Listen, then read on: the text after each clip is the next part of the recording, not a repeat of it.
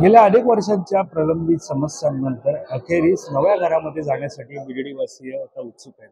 आज बीडीडी वासियांसाठी आनंदाचा दिवस आहे, कारण पहिल्या टप्प्यातील 556 रहिवाशांना त्यांच्या नव्या घराच्या चाव्या आज दिल्या जाणार आहेत. मुख्यमंत्री देवेंद्र फडणवीस, उपमुख्यमंत्री एकनाथ शिंदे, उपमुख्यमंत्री अजित पवार यांच्या हस्ते हा कार्यक्रम पार पडतोय आणि या कार्यक्रमादरम्यान या 556 रहिवाशांना त्यांच्या नव्या घराच्या चाव्या दिल्या जाणार आहेत. या पार्श्वभूमीवरती जे 556 सध्याच्या पहिल्या टप्प्यातील जे रहिवासी आहेत ते सध्या आता दाखल होण्यास सुरुवात झालेली आहे.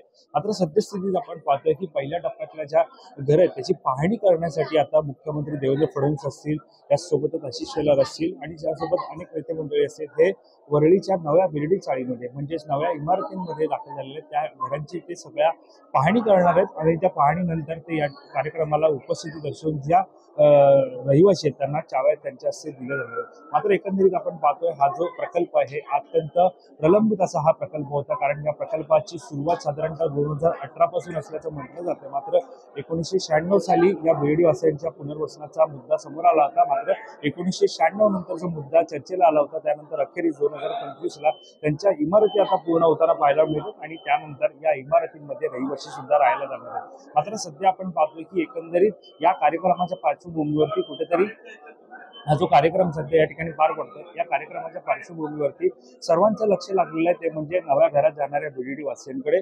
यासोबतच लक्ष लागलं ते म्हणजे राजकारण्यांकडे, कारण आजच्या या कार्यक्रमाच्या पार्श्वभूमीवरती कुठेतरी श्रेयवादाची लढाई होण्याची शक्यता वर्तवली जाते. त्याचं कारण असं आहे की ज्या वेळेला मुद्दा समोर येतो 2018चा, ज्या वेळेला महाविकास आघाडी सरकारच्या काळामध्ये जर पाहायला गेलं तर एकंदरीत या भूमिपूजन जे या प्रकल्पाचं झालं होतं त्यावेळेला राज्याचे मुख्यमंत्री उद्धव ठाकरे होते. मात्र त्या सगळ्यानंतर आजच्या कार्यक्रमाला केवळ स्थानिक आमदार आदित्य ठाकरे यांना निमंत्रण देण्यात आलेलं आहे. त्यासोबतच ज्या ठिकाणी हा कार्यक्रम पार पडतोय, माटुंगा येथे कार्यक्रम पार पडतोय, त्या ठिकाणी आमदार असलेले महेश सावंत यांना निमंत्रित करण्यात आलेलं आहे. याशिवाय खासदार अरविंद सावंत आणि अनिल देसाई यांना निमंत्रित देण्यात आलेलं आहे. मात्र असं असलं तरी केवळ भाषण जे आहे ते मुख्यमंत्री असतील, उपमुख्यमंत्री असतील यांचंच होणार आहे.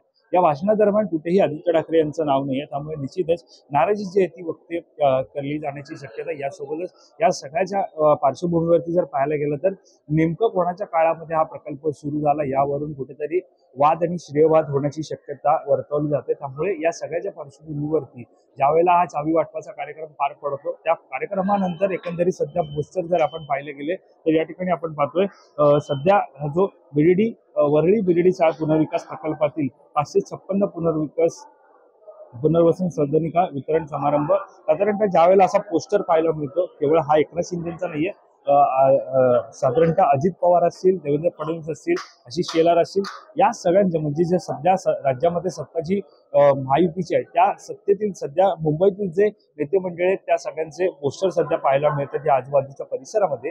आणि त्या पार्श्वभूमीवरती आपण पाहतोय की ज्या सरकारच्या काळामध्ये हा प्रकल्पाचं भूमिपूजन झालं त्या सरकारचं कुठेही नामोल्लेख नसून केवळ नव्या सरकारच्या पार्श्वभूमीवरती हा जो चावी वाटपाचा कार्यक्रम सुरू आहे, त्यामुळे निश्चितच एकीकडे कार्यक्रम चावी वाटपाचा होणार की श्रेयवादाचा होणार हे सुद्धा पाहणं महत्वाचं ठरणार आहे. मात्र असं असलं तरी कुठेतरी आज पाहायला गेलं तर ज्या अनेक वर्षांपासून प्रलंबित असलेल्या बीडीडी वासियांसाठी आजचा हा आनंदाचा दिवस आहे. त्यामुळे या त्यांच्या आनंदाच्या दिवसामध्ये कशा प्रकारे त्यांना चावे दिल्यानंतर त्यांचा नवा प्रवास कसा ठरतो हे पाहणं महत्वाचं ठरणार आहे.